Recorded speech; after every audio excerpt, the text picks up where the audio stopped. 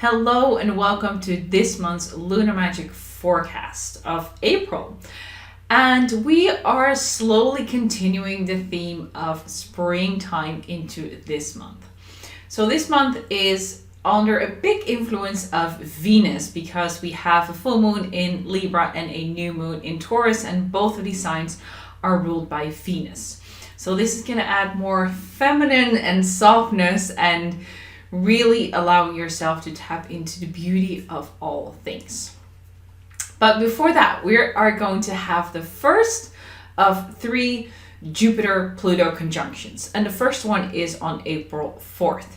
Now, the thing that you need to know is that these two planets come together 3 times. The first time is in April, the second time is in June, and the third time is in November.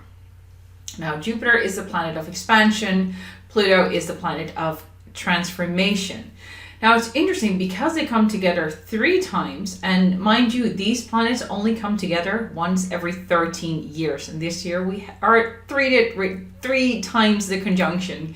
So the first time they come together, it's really good to find sort of completion in cycles of life. So look at the things you achieved, look at what you've done, and then when June rolls around, we have the second conjunction, which happens because both Jupiter and Pluto go into retrograde, so they meet up in their retrograde cycle as well.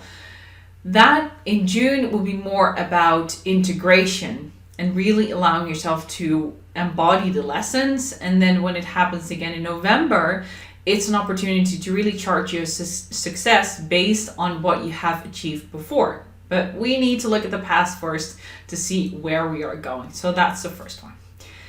On April 7th, we have the full moon at 18 degrees Libra. And Libra likes all things beauty, all things nice, and it's really about balance. But when there's a full moon, it really asks you to come to terms with the balance within your relationship, both personal and business.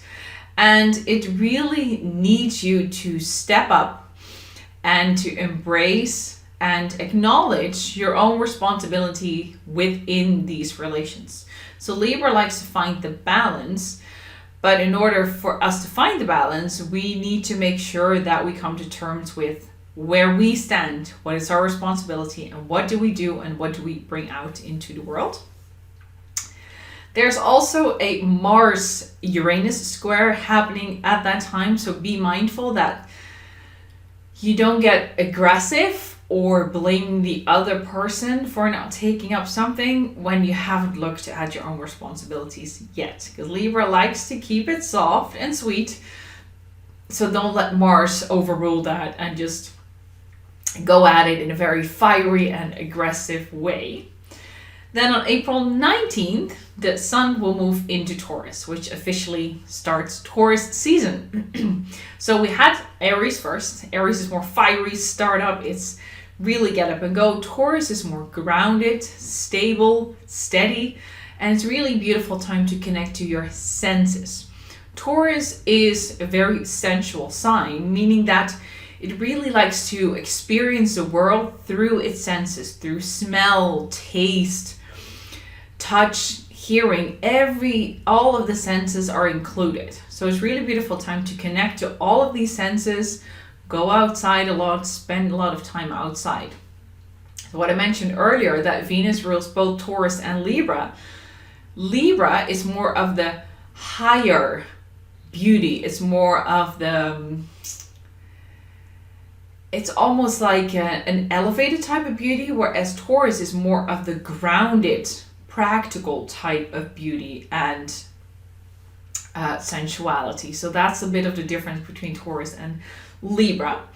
And on the 22nd of April, we have the new moon at 3 degrees Taurus. And the new moon is a beautiful time to set your intentions on connecting to the world through your senses. So allow your intuition, allow your intentions to be in alignment with creating practical things. We have the Aries energy, which helped us to start things up, and now we can use the Taurus energy to actually help us to get things done.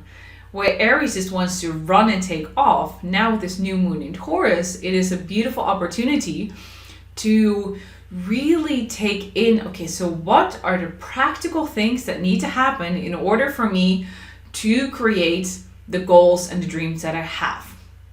So focus that time on what is really the most valuable in your life, what is that you want to manifest, and what is that you want to move towards, instead of just thinking we're just winging it. This is a beautiful time to connect to your values, because Venus is really also all about your values. And because of this full moon that we had in Libra and the new moon that we have in Taurus, it is really for you an opportunity to connect these two together and create something in your business. Like, I know a lot of large businesses have business values or company values. Even if you're a one-woman show, it's really good to have company values or business values where you can connect to what do you value in your business, but also what do you value in your private life? What do you value in your family? Maybe you have already created your family values. It is really good to come back to that and to help you to understand what it is to focus on. Then it becomes easier to say yes or no to certain things, because you know it is in alignment with your values or it isn't. And the new moon in Taurus is a beautiful moment to connect to that and to claim that, those values. We're going to end the month 25th of April with Pluto going into retrograde. Now, Pluto is a transpersonal planet, which means that its effect is less significant than, let's say, a Mercury retrograde is. But this is still felt. So Pluto it really likes to dive deep into the really dark corners of your psyche. So when Pluto goes retrograde, you can expect that those areas are being touched. So imagine that there are deep hidden desires within yourself that you kind of been pushing away. Well, expect them during a Pluto retrograde that they will come up, they will surface, and they want to be transformed. So don't be shocked if things will come up. It's a really good time to stop playing hide and seek, to face what it is that you desire, and to really allow yourself to stop playing small. Because Pluto likes to transform. So once it comes up, it just wants to do something with it. It cannot just leave it there. But it's not during the retrograde itself.